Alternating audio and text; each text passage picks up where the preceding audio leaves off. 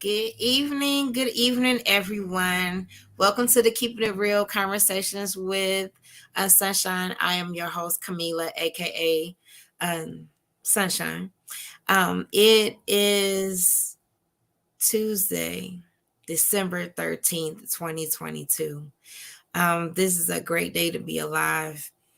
So many things have happened and transpired that we're happy to be in the land of the living. My guest will be on shortly. Um,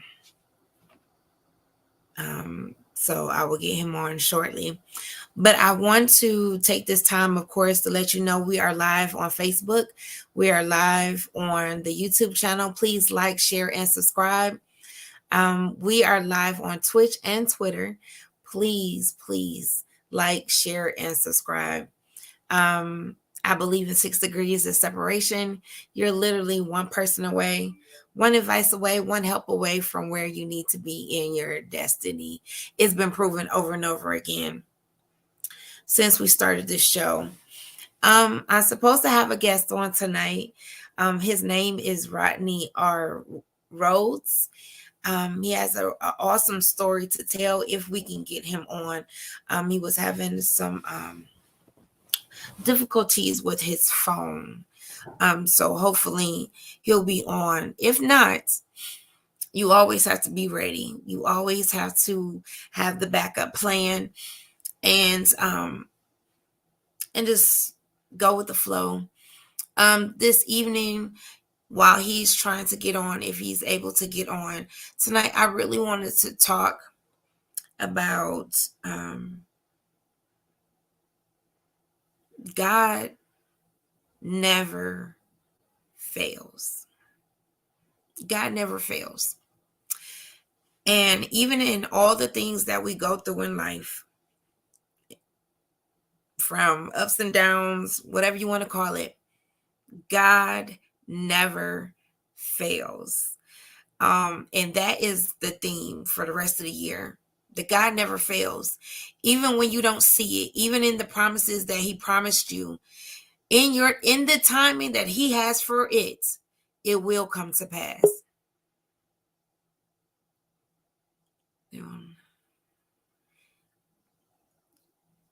It will come to pass, whatever He promised. Let me check and see what's going on with him.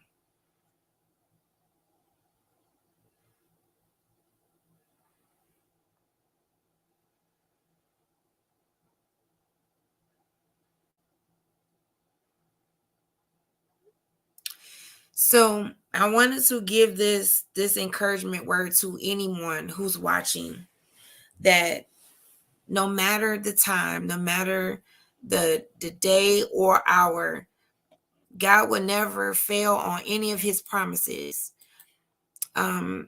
He will come through right in the nick of time. And all we have to do is continue to believe. That's it. Believe. Whatever He said is going to happen. Believe. You could be waiting 20 something years. It's been proven over and over again in the Bible. People have been waiting for a long time for the promises of God. But best believe, if He said it, it's going to come to pass. So that's your word for tonight. That in Joshua 21, verse 45. Not one word of all the good promises that the Lord had made to the house of Israel have failed. All came to pass. And we know all the stuff that went on with the children of Israel. God still promised them that He will get them to the promised land. He will get them to where He destined for them to be. I don't care how many giants you faced. I don't care how many lions and bears and whatever. Things that have been stolen from you, things that have been torn away, people doing all crazy, evil things against you, scandalizing your name, whatever. Just know God never fails. Let's see if we can get him on. It's still saying he needs to.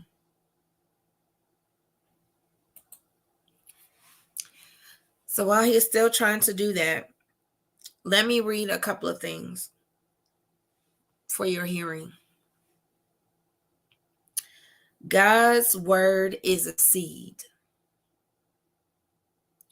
Once it's planted, it will grow and develop into the fruit the Lord intends it to become. Wow. God's word is a seed. Once it's planted, it will grow and develop it into the fruit of what the Lord intends it to become. Whatever he intended is going to happen. God's word is trustworthy. His promises are true. If you don't believe nothing else, it's true.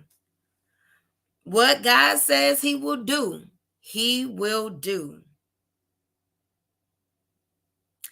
2 Corinthians 1:20. For all the promises of God find their yes in him. That is why it's through him that we utter our amen to God for his glory. Whatever he says is going to happen. It could be 500 years from now. If he said it, it's going to happen. Period. It doesn't matter how you feel. I don't care if you lived in the South and then he moved you to the North. Regardless of whatever, if he said it, it's going to happen. Just trust and believe in that. Every day. Keep confessing it. Keep believing it. Strengthen your faith. It's going to happen. So it also goes on to say, in the moments when it feels like God has failed, like he has forgotten about us, there's encouragement for us as believers. And it says, there are times, however, when it feels as though God has failed us, which he hasn't. Consider the story of Naomi. While living in Moab, a land far from her home, Naomi lost her husband and her 2 sons, which was provision. There was a famine raging in this land. Grief-stricken, destitute, and alone, Naomi must have felt like God had forsaken her. Everything that you thought your life was going to be with your children, with your husband, is now gone. Everything from tilling the land and taking care of you is gone. What am I going to do now? From her point of view, from many of our point of views, what in the world am I going to do? God was dealing bitterly with Naomi. But the famine, the move to Moab, and the deaths of her husband and sons were all leading to something glorious and gracious in God's plan of salvation. Naomi would return to her homeland with one faithful daughter-in-law, which was Ruth. The kinsman redeemer, Boaz, would save Naomi and marry Ruth. Boaz and Ruth would become great-grandparents of King David, who would carry the bloodline of the Messiah, Jesus Christ. See, God never fails.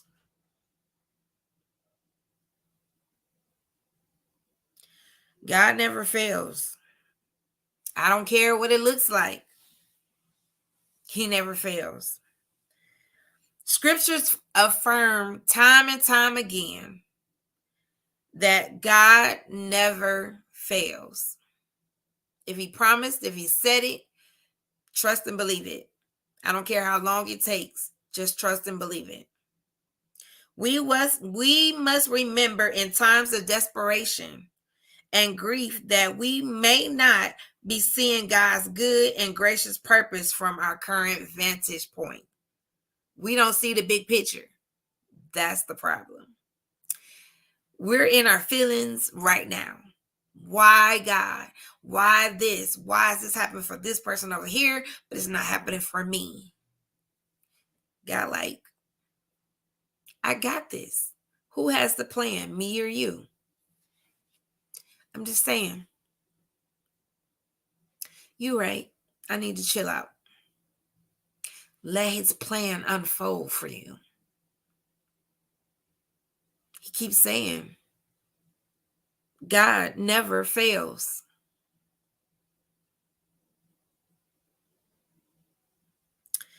The Lord may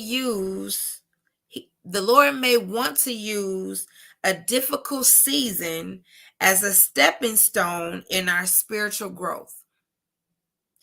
In trying time, we have to believe that God knows what's best for us and trust in his promises. Got to.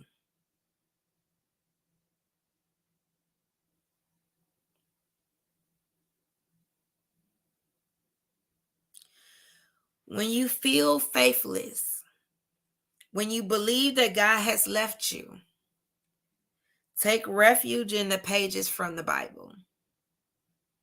God's word has stood the test of time. It has been refined in the fire. It is pure, flawless, enduring, eternal, and true. Let it be your shield. Let it be your source of protection. Every word, Proverbs 30:5. Every word of God is flawless. He is a shield to those who take refuge in him. Luke chapter 1, verse 37. For no word from God will ever fail.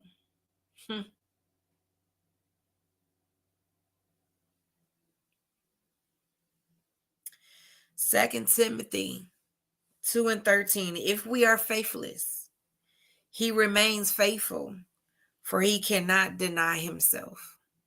If he said it, God's not a liar.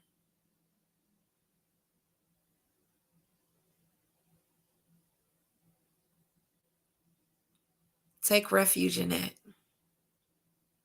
God never fails.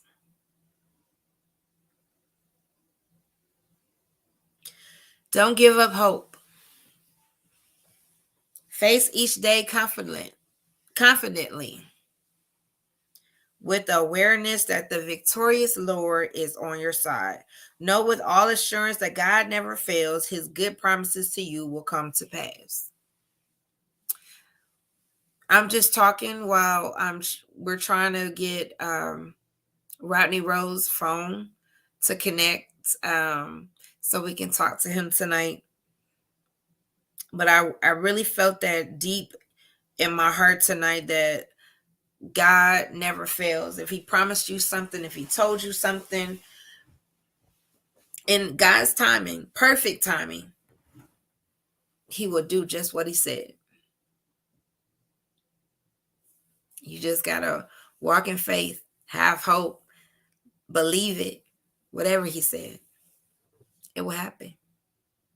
There are some promises that I've been promised 20 plus years, still waiting.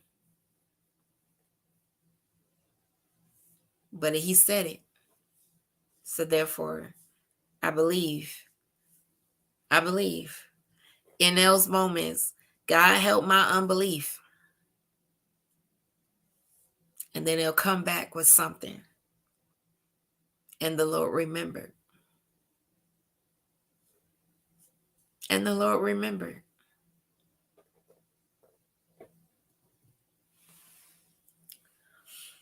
Don't give up. God's plans for us is huge. It's big. You probably can't handle it by yourself. I know I can't. I need help. So I know it's going to be huge. I know it's going to be big. So I'm patiently waiting on that time. And in that time, when it shows up, it'll all make sense of why he had me to wait. Hey, sometimes you have to be honest with yourself. I probably would have messed my blessing up if I got it too early. Maybe I wasn't ready. Maybe I was immature. Maybe I would have squandered it. Who knows? His perfect timing. I can't beat it. And I'm okay with it. People that you think that you're going to be friends with forever, people you think you're going to be married to forever, it doesn't always happen that way.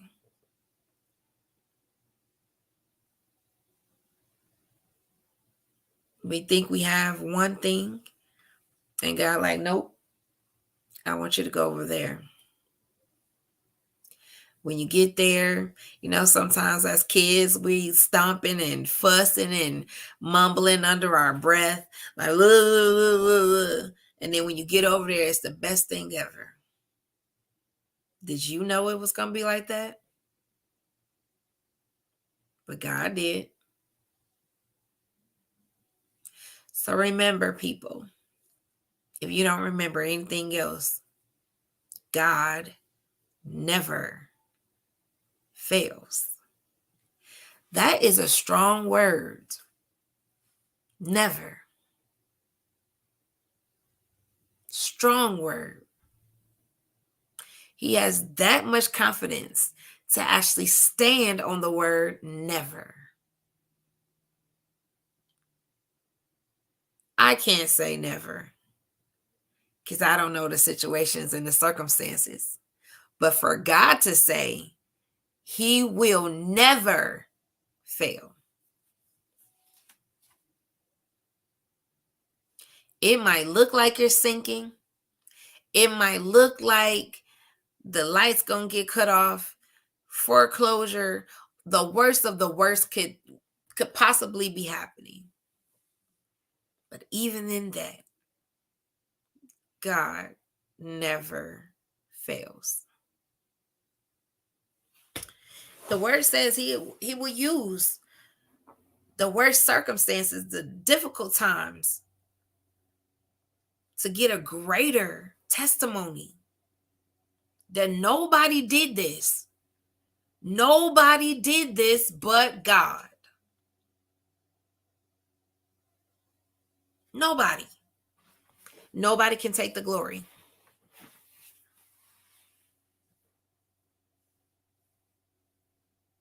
So we'll wait. There's so many stories in the Bible. At the ninth hour, when it's almost over, God shows up right on time. He does. All you got to do is stand and believe. Watch the salvation of the Lord. God specializes in the impossible, not humans.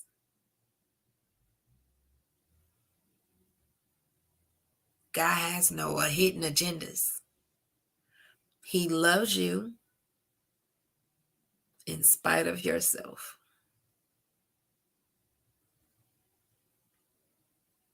He loves you unconditionally.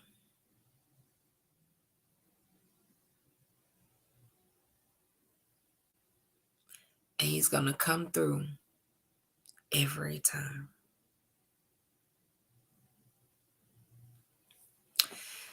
See, I wrote this book about getting back to the blueprint, getting back to the beginning, getting back to the basics. I had to do some researching, and I had to do a reset. See, what was happening was I was doing things and I was building in the wrong direction.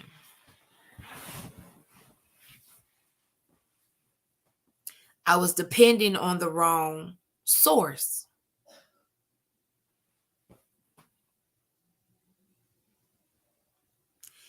I made my job my everything. And I was acting like I was God.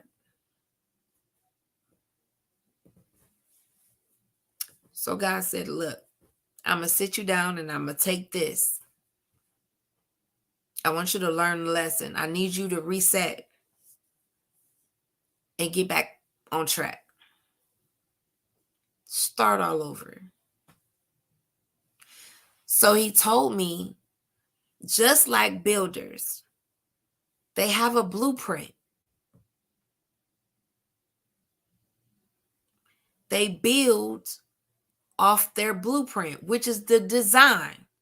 God is the master of all of this. For those who are on, if you can hear me, can y'all comment for me? I want to make sure you guys can hear me.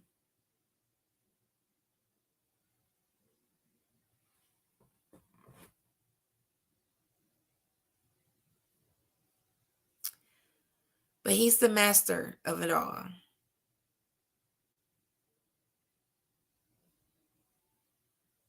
You're building in the wrong direction. Your focus is off. So if this brick was supposed to go here and you're not lined up properly, this building is being built lopsided. If you don't have a solid foundation, this house cannot stand.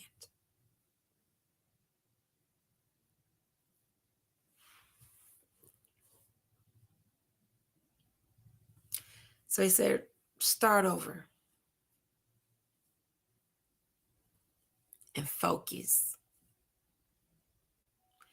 Don't take shortcuts. Start from the ground up.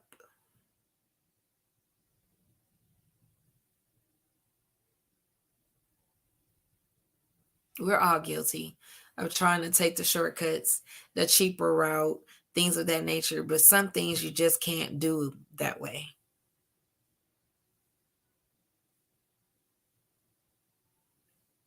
As they say, you pay for what you get. But blessed enough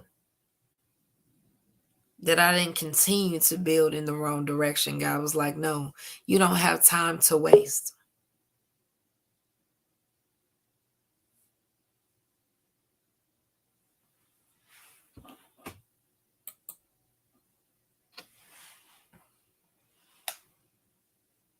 So I need you to get it together now.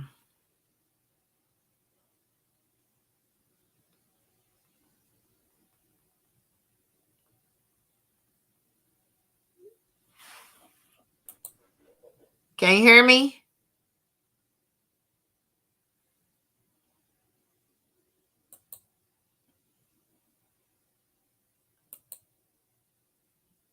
Hold on, you guys.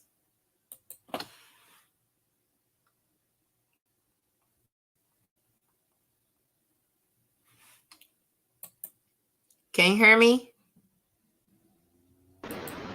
Can you hear me? I can hear you. Okay, good. I just can't see you. Right. My bad. And you know what? Sunshine, I done been through a lot of things. Things I don't say. But with phones and all this good stuff, I done had the same number since 2008. And I done did a lot of things that a lot of people don't know about. Can you Well, hear me? we're live now, so I'm gonna go ahead and do your intro, your bio, and then we could just talk. Unfortunately, I'm not sure why we can't see you. Do you have your camera on? Yes, I do. I'm not sure why we don't see you. That's what I'm about to. Every time I want to. Hold on. Let me try this.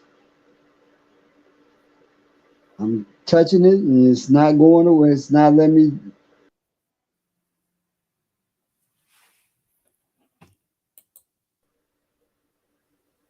I can hear you now. For some reason, it's kind of jump in and jump out, even on the voice. I can hear you, but I don't. We can't see you. You know what? That's good. I got on this big old cowboy hat anyway. All right. So everyone, we're going to read some of his bio, and then we're going to get into the conversation. Um, so Rodney R. Rhodes, creator of Black Defied, author, poet, public speaker who grew up in Tennessee and Detroit, studied African American literature at Knoxville College from 88 to 91. Since then, he's developed a sideline business as a speaker, storyteller, and inspirational poet. He has recognized himself as a certain ability to uplift and inspire. Right? And he says he writes to you now asking for a chance to do as much in your sphere of influence. He says he's offering this message of hope for our communities and to look forward to working with everyone. Also, there was another one of his bio, a dynamic writer and poet. His plays, short stories, and poems are riveting. The prime focus of the book is his screenplay, Souls of Black Men. It tells the stories of six Black men who grew up together and later formed a Black man society. But they go in their own separate ways in life, some for better and some tragic. The men have a chance meeting at a historical Baker's Keyboard Lounge located in Detroit, Michigan, with a woman that changed their outlook on life. This screenplay tells of their road to discovery and the struggles they endure on the road of becoming a man. Their lives touch the soul and leave you wanting more. Rhodes is well known for his breathtaking short story series, Wise Man on the Corner, and his poetry in the Detroit, Michigan area. Now the world will be undeniably enlightened by his short stories, his poetry, and his screenplay. I now present to the world Soul of a Man. So this evening, although we cannot see him, but we can hear him, we welcome Rodney Rose to the show. Welcome, sir. Hello, sunshine. You How are know, I'm copacetic. You know, a lot of things been happening. Like today, I was really geared up for what I even got on a big 10-gallon cowboy hat. Cause I am from Tennessee, but you? I grew up in Highland Park. Okay. So you know, doing what I do, I wrote my first book in 1989, Black Man Society, and Uh-huh. so that's what I've been doing for 30 some years. And I started when I was 19. Okay. So let's go back to the beginning. When did you know that you were going to become a writer? I'll say 1985. Okay. And you know, just after I broke my ankle playing football, you know, I was on the school team and I broke my ankle. And all the things that I wanted to do I wanted to play football and basketball. That was my thing. Uh-huh. So, you know, I started writing poetry because I started writing to my little girlfriend. And she was like, "You can really write poetry." And then from there on, I think I wrote some of my best poetry when I was in high school. Because, you know, a young heart, you can do wonders with a young heart. Right. So that's what I would do. And then by 1989, I had my first book.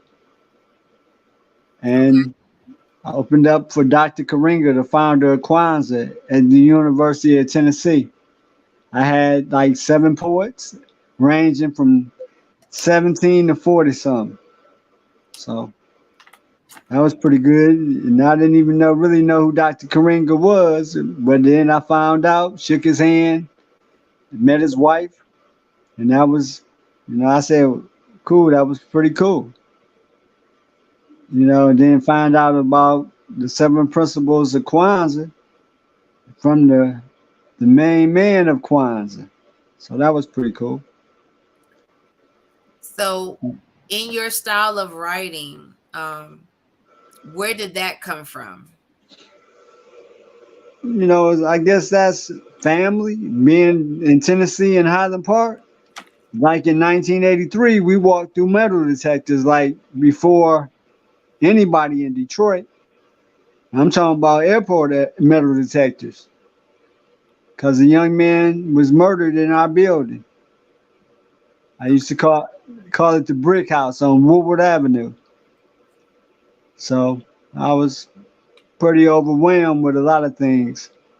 Being a young man, and Highland Park was the city of trees.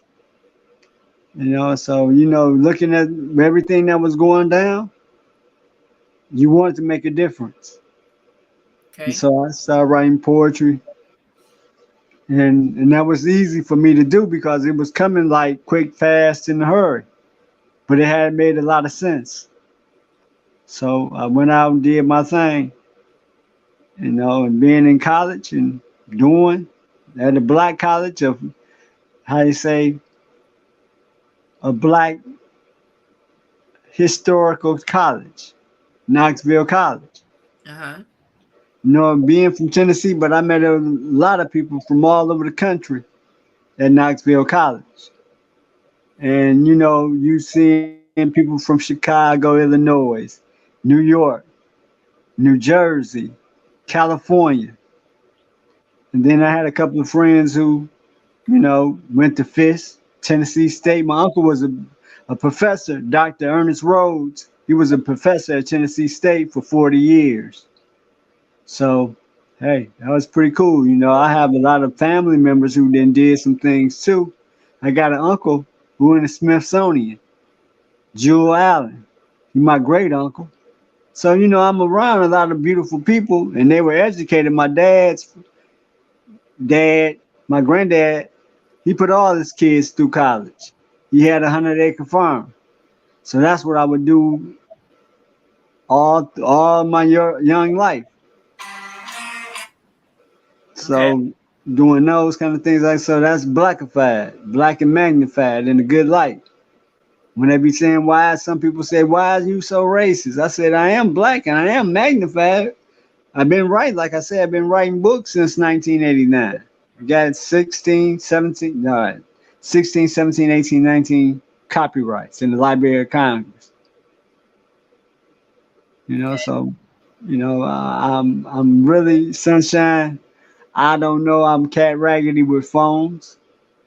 And I'm messing up the show. And I was really, if you see, I got a tie on, I got I got the cowboy hat on, but that's my swagger. So I don't mind. Mm-hmm. But I thank you for inviting me on your show. It's okay. Again, this is the 6 degrees of separation. When you meet someone and they enjoy themselves, they really like what you're doing, they'll tell someone else about you. And again, this is how we met through um Jen, through all of them actually, emerging leaders. Uh, they introduced us. So again, um, I have no choice. Like anyone who wants to tell their story, to let the world know what you're doing, why you do what you do, that's very important to me. Again, to meet another human being who has done some great work, who has about the community, about the village, and again about Black men. I'm all for it. So again, this is another reason why you're here.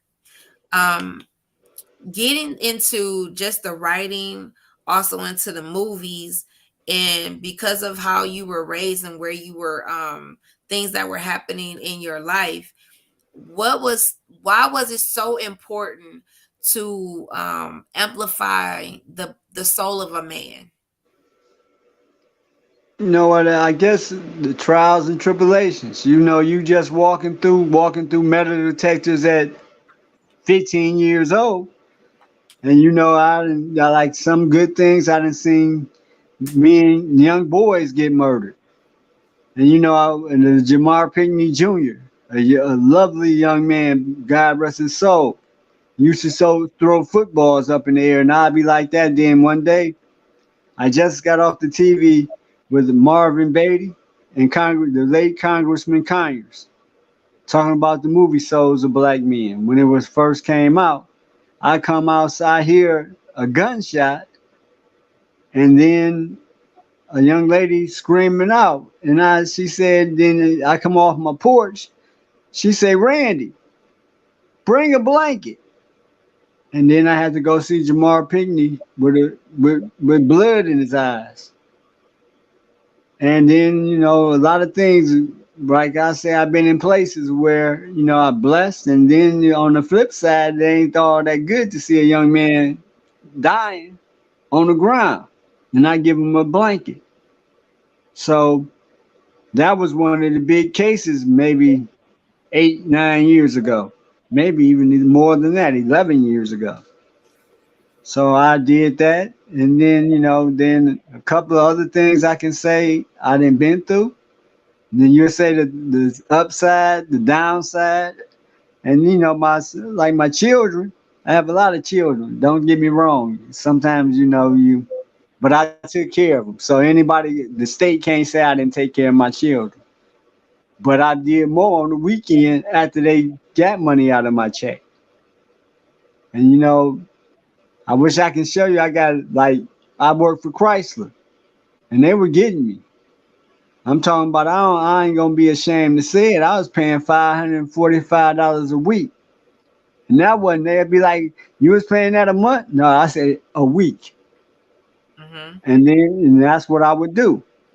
And when I left Chrysler, I was number 10 in seniority.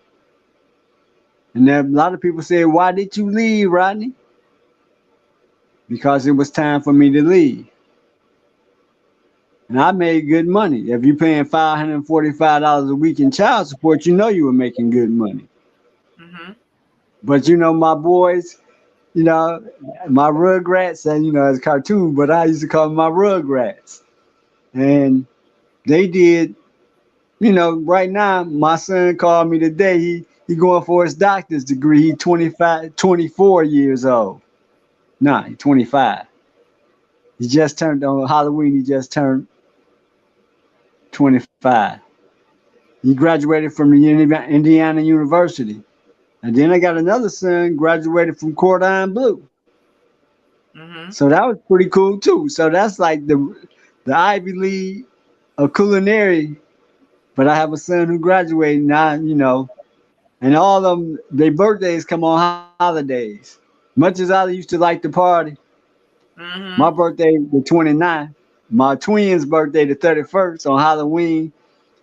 My little Randy, he's born next to Easter. John, he born the day after Christmas.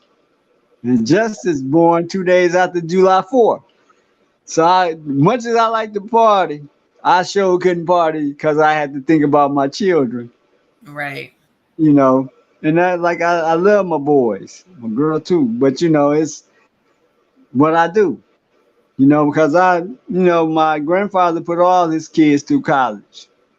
My dad was a mortician. So a lot of times that was my first job. When how you say go to your father's job, I Mm-hmm. went to my father's job, and that wasn't a good thing. Being about 7 or 8 years old, I had to go to a cemetery, not a cemetery, but a funeral home. I can tell you about my uncle Jewel. He in the Smithsonian for making chairs.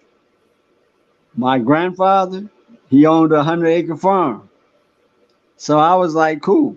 You know, and I seen black men that they could do things because my uncle Jewel, my great uncle, he said, Randy, and I said, do you want to make some chairs? That's one regret I do have. But you know, I can't even regret it because I got two of the chairs now. So and his got his work in the Smithsonian. Mm-hmm. So you know that's pretty cool too. But I've seen black men do some great things. You know, so I seen some women do some great things too. You know, but you know I know how the family structure was because you know how I see my aunts and my mom. Then when they cut an apple, guess who they give it to? Me, cause I'm right there looking at them like, what y'all doing? Cooking? And I'll be like, I'm gonna get some food. So you know, I call them the Allen girls. That's their last name. But I paid a little homage. Lori Dwayne played Allen in my movie Souls of Black Men. You know how you look for names of people, and I gave him my family name. My grandfather, Roebuck Allen, lived to be 100. No, he lived to be 99. But my other uncle, my other granddad lived to be 107. But they were Wow. hardworking men. So you know, I was a country boy, but a city boy and a country boy. But I seen this pig get slaughtered, and my aunt Sadie, she had the chillings, and I ain't want chillings no more after I seen how they came, what came out. So you know, I'm like, okay, cool.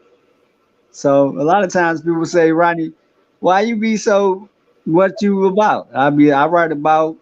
I wrote a slave story, and it's on CD. All y'all can go to what's that? YouTube. Y'all can check out Rodney R. Rhodes, and y'all can see the trailer that when it came on WADL. But I don't know if it got up to Grand Rapids, but it did go to Flint, I think. Did go to Ann Arbor, and then it went in Canada. So it's an international movie. But I was on Movie Time before I was on WADL. And, you know, that's a couple of my Highland Parkers. They done did a lot of beautiful things. And that's why I speak for a lot of the black men. You know, I would say some things that ain't cool, but it's cool, but it's a little bit of knowledge. And hey, sunshine, my first quote: "To be free, you must have knowledge to know who you are." And you know that came out of my head. Right. Now it was so good, I had to look it up. Did anybody ever write that before me? Because you know it's only 26 letters. So, and how many people live in the United States of America, past or present? Right. But I said, to be free, you must have knowledge to know who you are. So, you know, that's something I do, sunshine. And now you my Facebook friend now. It was this lovely lady used to give me a word every week. And then guess what? I write a poem on Saturday called Making Love Saturday. And know why I write Making Love Saturday? Because I worked so hard at the JOB. I went with my children a lot because I had to go to work. That 5:45 because I went to work. Not because they liked me, because I had to go to work and you know I had to take care of my children. They Right. had Blue Cross Blue Shield. So when anything go wrong, they hurt themselves, they can go, Daddy got a car. But then again, you know, that's what it is. But then a lot of people be like, oh man, you took the easy way out. I didn't take the easy way out. I started working another job 11 months later, but I made my movie and I did that stuff. But I said I got a movie that's gonna be around forever because it's a Souls of Black Men. And the only thing I knew about Souls of Black folk was W.E. Du Bois, Fish University. Uh-huh. But Souls of Black Men, I made a movie, so I'm happy, and I got to give a shout out for my director, Erica D. Hayes. She got 90 million hits on BET, Centric, MTV, and what's the other? VH1.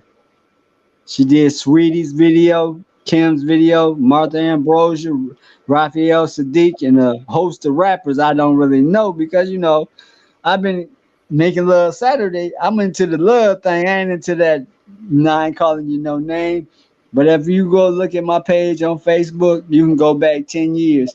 I bet you don't see 50 cuss words on there at all. Not that I can't cuss. I can cuss with the best of them.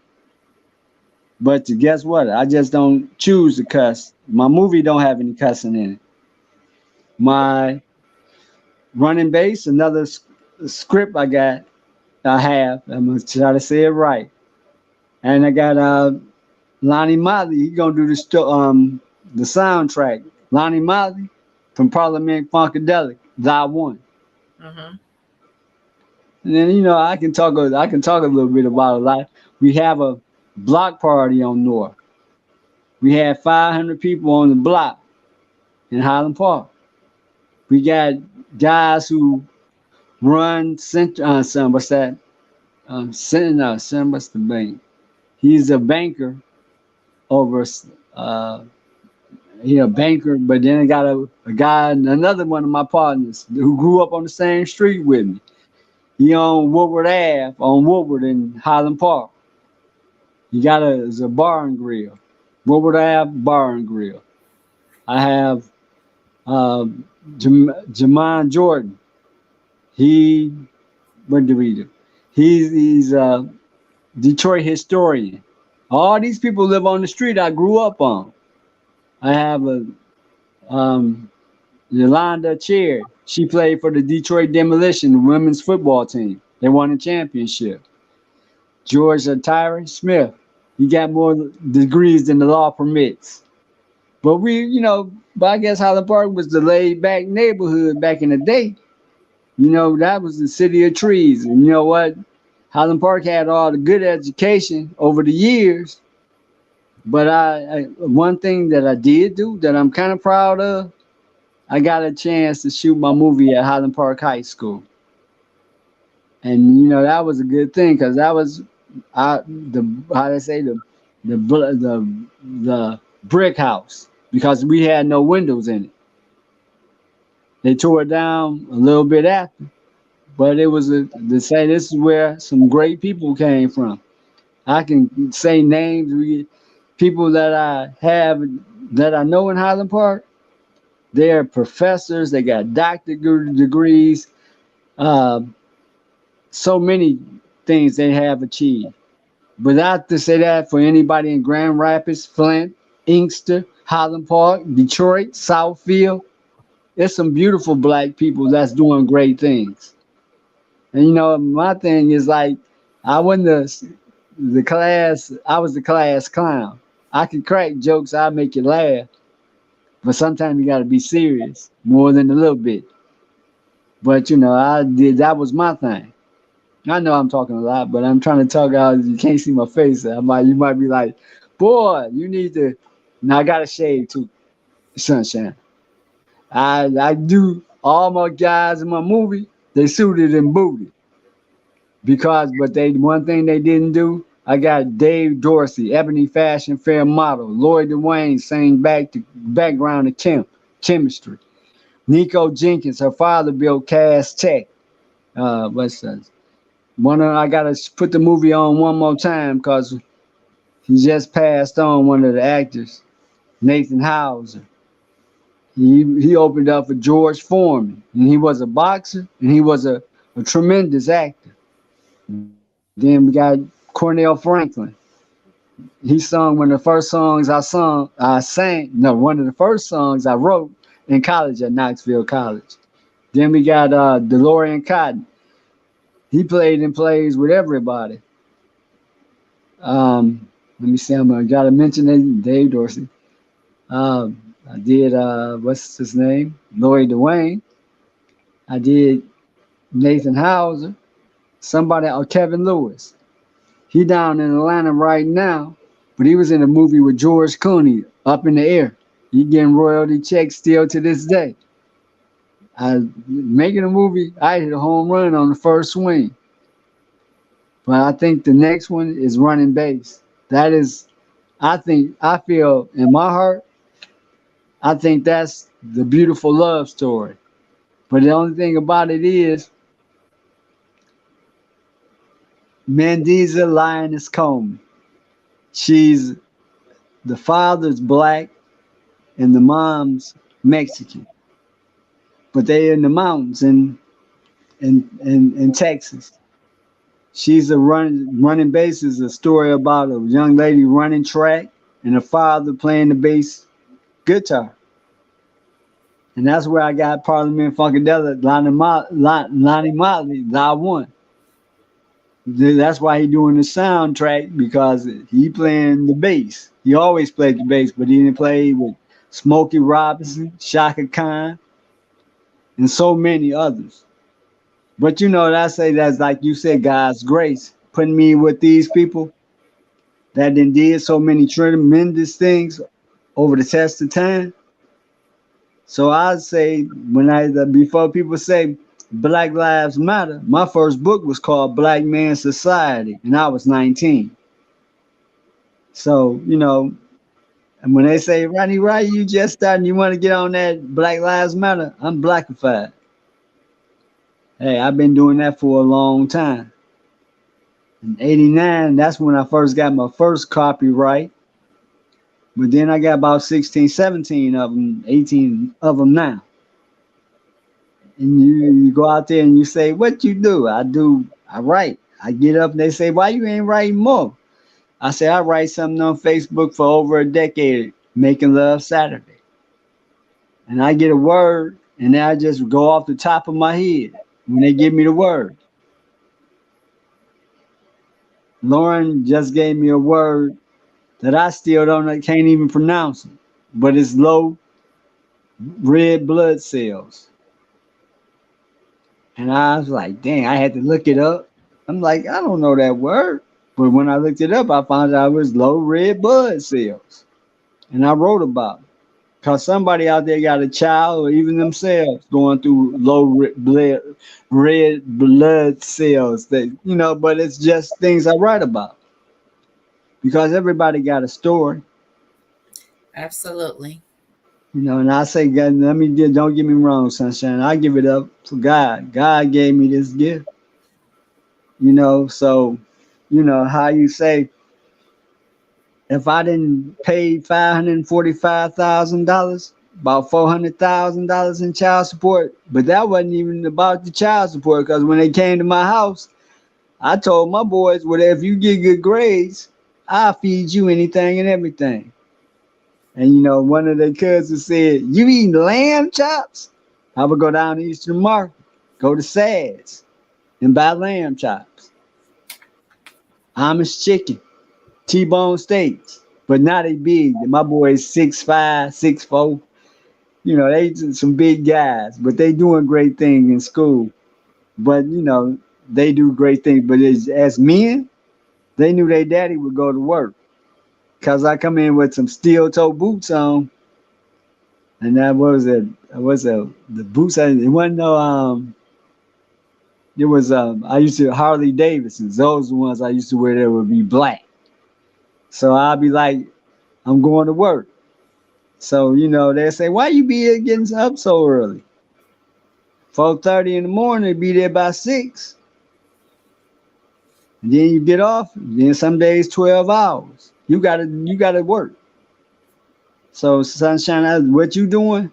Hey man, I give you the props. I'm so mad at myself because I'm looking at my phone. I see Mike, but the cam got a big old X through it, a line through it, not an X. But I know how it is because you know what? I don't like it because I was on there messing with it early.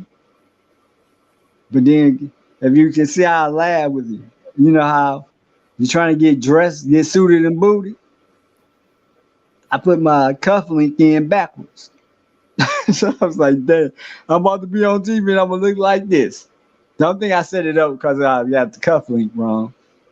But hey, y'all, all y'all out there, go to if you want to know who I am. I ain't trying to mess sunshine show up, but y'all go to Facebook or not Face, yeah, Face YouTube, and punch in Souls of Black Men, and you can see videos, and you will see Or you go to RodneyRRhodes.com. You can see it there too. I like that, Sunshine. I can see that. Hey, you brought a smile to my face when you put the Souls of Black Men on the movie on the screen. And I gotta play it in the next. Hopefully I was gonna do it for Black History Month since Nate passed on this summer, 2 days before his birthday, and he said, Rodney, send it to Tyler Perry. But Tyler Perry already seen it. So it ain't like, cause I've been out there like I've been one of my friends, Spencer, he had got to get out there and hustle. That's what I would do. A lot of times they say, you went to work. Yeah, I went to work, but I had to go advertise too. And that goes all the way back when my first book came out. Black Man Society, Black Man Society 2, The Wise Man on the Corner. You can hear that on YouTube too. Or you can go to Rodney R. Rhodes and hear it. It's a slave story. It was before Django, but I wrote that back it'll be 20 years in next year. And I guess next year ain't that far away. Because in a few days it would be 2023. I wrote it in 2003. But a lot of people I've been trying to get, I didn't spoke at so many schools, Sunshine, I don't even know the name of them. I didn't spoke at the universities. I say Tennessee, not Tennessee State, the University of Tennessee, University of Detroit. And I say, why the teachers in Detroit don't call me to speak to the students? Because they always, they don't want the black men to steal the shine. Because you know what? If I was any other race, if I was a black woman, they'd be like, hey. But they say about the black men, they only can tap dance, cuss you out. What about the ones who don't cuss you out? Say sweet thing, honey, how you doing, ma'am? They don't really love that. Because, here I am. They say, I bet he got a lot of children. Yes, I do. But if you go to the FOC, they say he don't owe a dime. And like I say, on the weekends, I give it up for my mom and my auntie in Detroit. When I would go to work, they'll watch my children while I was out, at work. And only one day I did party was Friday.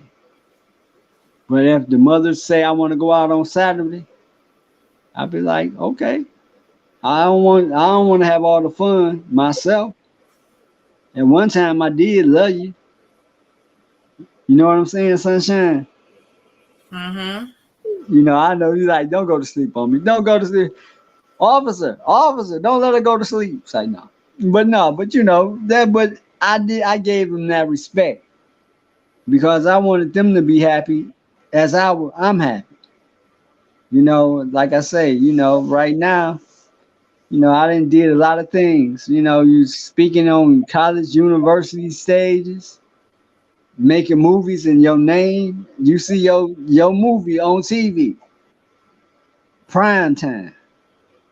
Now, Grand Rapids, y'all get at me. I know you from Grand Rapids, but I'm saying that because down here, and it's a spiritual movie. But I look at sometimes why the black churches ain't calling me to come and speak to the young men.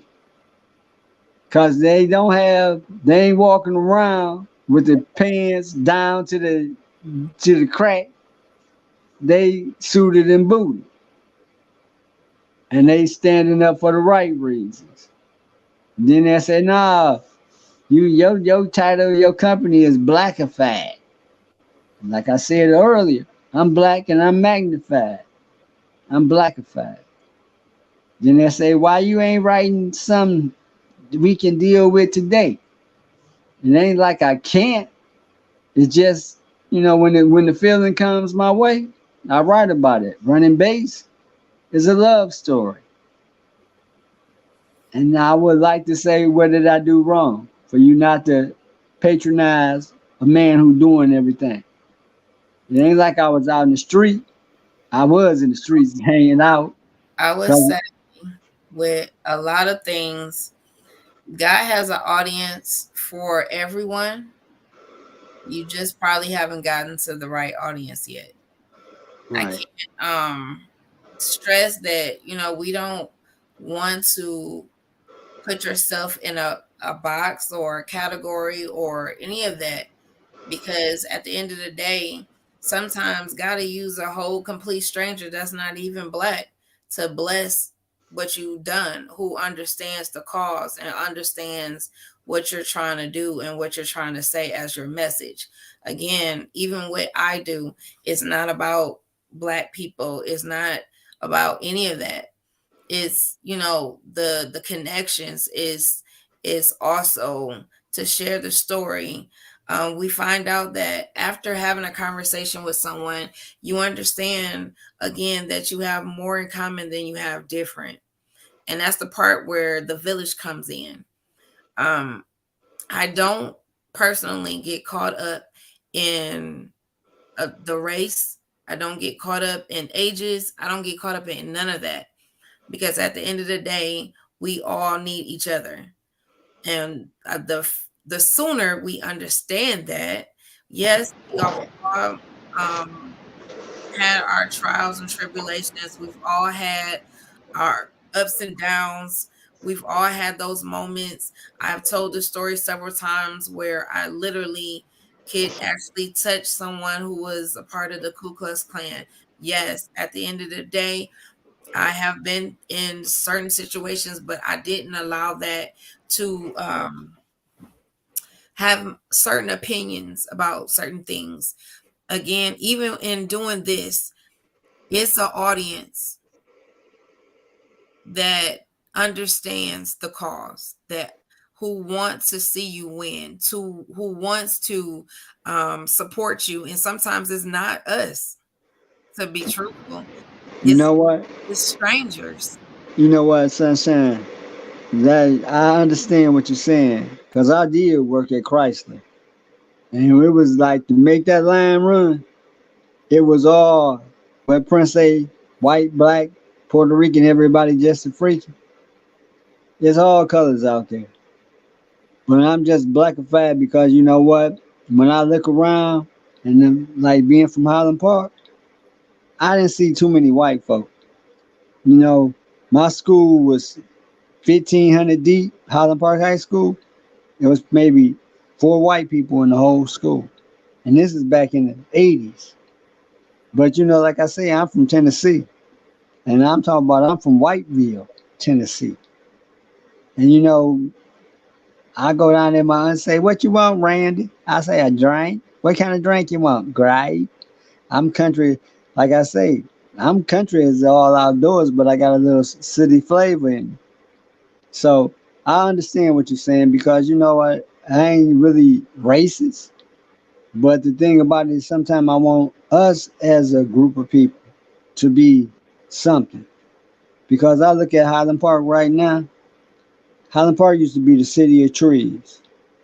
But guess what? Highland Park, most of the house is gone. But you know what? I done seen some beautiful things in Highland Park. Clint Eastwood made a movie in Highland Park. His biggest paycheck was from Gran Torino. It was on Rhode Island in Highland Park.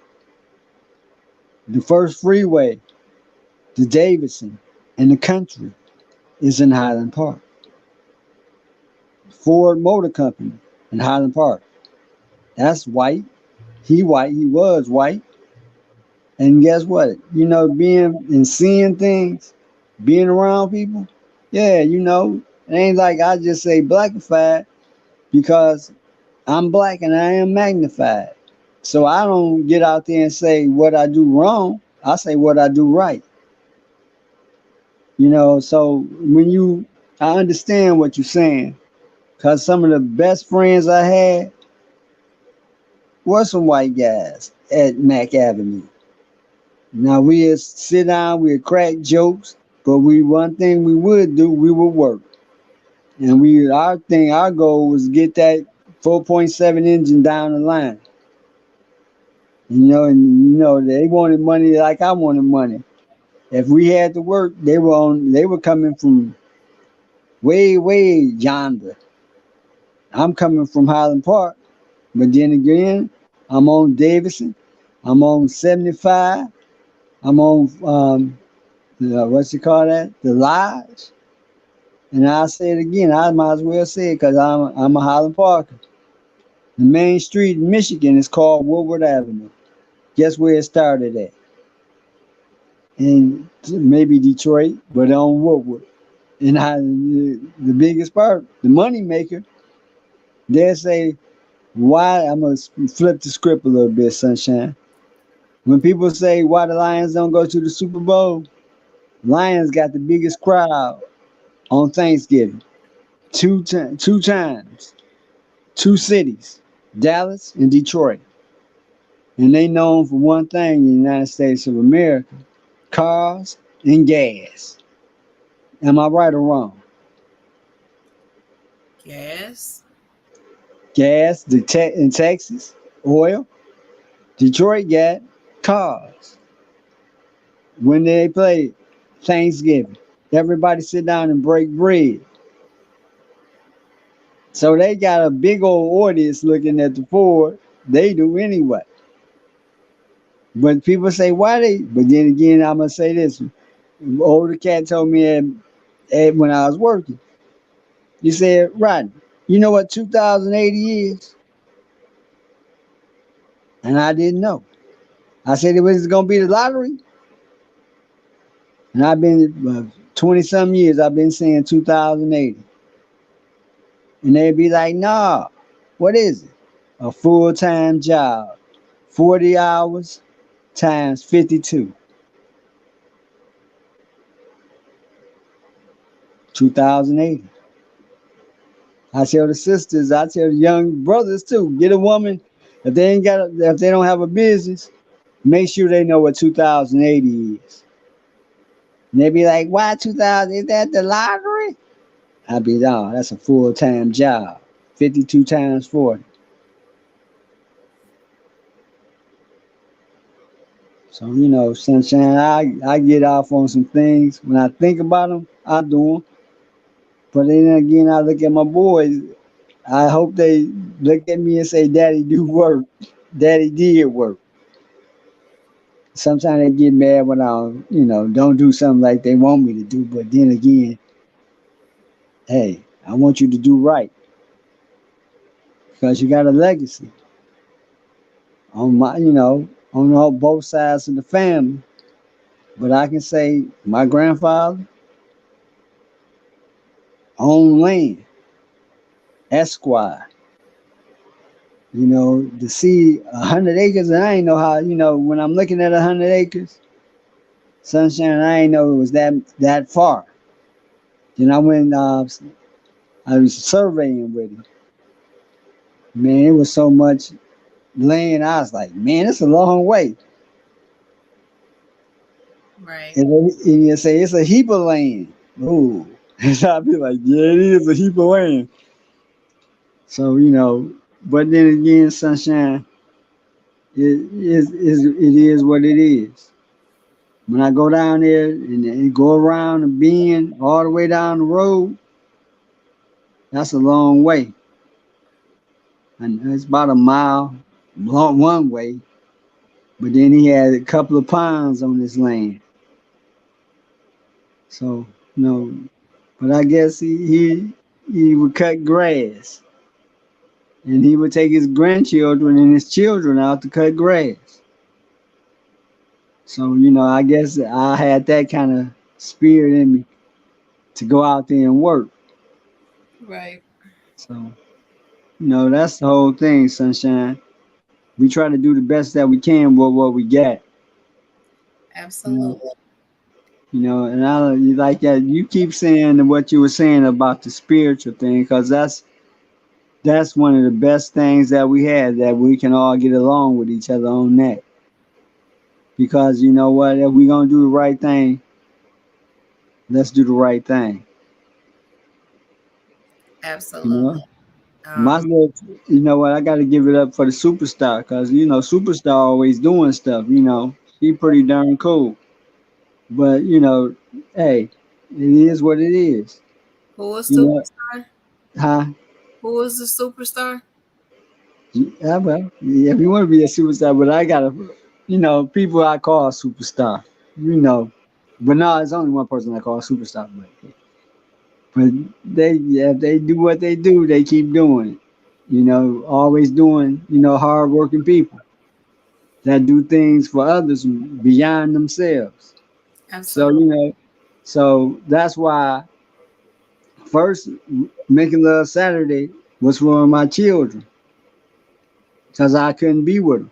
I had to go to work because I was, that was the thing. I say I got to go to work, and I know they can have whatever they moms wanted them to have. After paying all that money, I only asked maybe 10 times in 25 years. What you do with the money? As long as they going to school getting good grades, I don't care what you do with the money. 'Cause I didn't, hey, sunshine, I didn't bought me in presents. Cause I knew how when money come in, you can give it to whoever you want. It's yours. If she was short, she give it to him. As long as my children have. So that's the whole thing. I ain't gonna get caught on stupid. Never. Because I can say I would like to speak to the kids, but maybe I just write something and somebody will take it to them and let them listen to them. Because one of my guys was one of my foremen back in the day at the work said his son loved black man society. You know how little kids like a certain blanket, but he liked my book. So that was pretty cool. So sometimes you gotta, like you said, it's sometimes you never know who it is that's doing something, and they might take it to another level. Right, exactly. Because we were late getting on, I still have to, get off. But this conversation has been, enlightened. I hope people um go support. He's out here on YouTube. You could actually put his name in. I actually put his name in on Google and found some of his movie as well as his bio and things of that nature. Again, Souls of Black Men, the movie. All of his poems is actually on one of the sites that I was on. You can actually click on it and it'll open up to the actual poem itself. Again, we're all in a place of um, helping one to another. I started the show off with understanding that God will never fail, and He never will. No matter what the situation, if He promised it, if He said it, if it was promised to your great grands, whatever the case may be, whatever He said, He will do. And just like we are here today, um, December 13th, He was still promised to us. And I wanted to leave the show with that note that I don't care what we've been through, I don't care what we've seen, I don't care whatever. If God promised it to you, it will happen. You will have much success when you believe and you put in the work. Um, it has nothing to do with our children, none of that. Long as you put in the work, you have hope and you believe, everything that you put your mind to, it will happen for you. Just like, regardless, it could have been an excuse not to do, but again, he has been out here doing this since the 80s to put out information, put out his heart out to the world, to let people know about the power of, as we would say, blackness, the power of our minds, and the power of words. And we've had people on here before of the power of our words. So again, tonight I want you to take away that it's power in the village, it's power in knowing who you are, and it's power in your words. So before we get off, is there anything that you would like to say before we get off? That's one thing. I thank God. Well, that's two things. I thank God, and to all the ones out there trying to do what they do. To be free, you must have knowledge to know who you are. Absolutely. So again, that was the words from Rodney Rhodes tonight. Again, I believe in 6 degrees of separation. You're literally one person away, one advice away, and one help away from where you need to be in your destiny. It's been proven over and over again. I enjoyed this conversation tonight. Again, I will have it posted. I will be back on this Thursday with Alethea Calhoun, who's also an awesome artist. And I will show you on Thursday why she needed to be here. Again, I thank you, Rodney, for taking the time um, outside of the distractions to come here tonight to talk. Again, thank you for everyone who watched. Again, please like, share, and subscribe. If you enjoyed the show tonight, again, you can Cash App at $ Sunshine Camila, Kamilah. Again, also at the end of October, I published my first single book. I do have other books out, but this is mine by myself, which is the Blueprint Guys Design. This is on Amazon. You can actually write down the code to get on there, or you could just put in my name, Camila Foster, and it will come up. Again, thank you for all your support. Sunshine, Yes, you know what? I see. I got to talking about the souls of black men, but my book just made Walmart, Amazon, and Barnes and Noble. The Soul of a Man edition two. You can go there and look up the Soul of a Man edition two, and you will see Rodney Rhodes. Like it's so many things that I have done, but if it weren't for you and that beautiful rhythm that you just put your blueprint, and that made me think about mine. I'm like, I ain't even talking about my book, but that's cool too. But I apologize for being I wasn't. You know what? Sometimes you think about others more than yourself. You it know. happens. Again, like I said, they can look up your name, and everything that you've done will come up, and they can support you that way. Again, um, it has been an awesome show, conversation. Again, support where you can, support our own.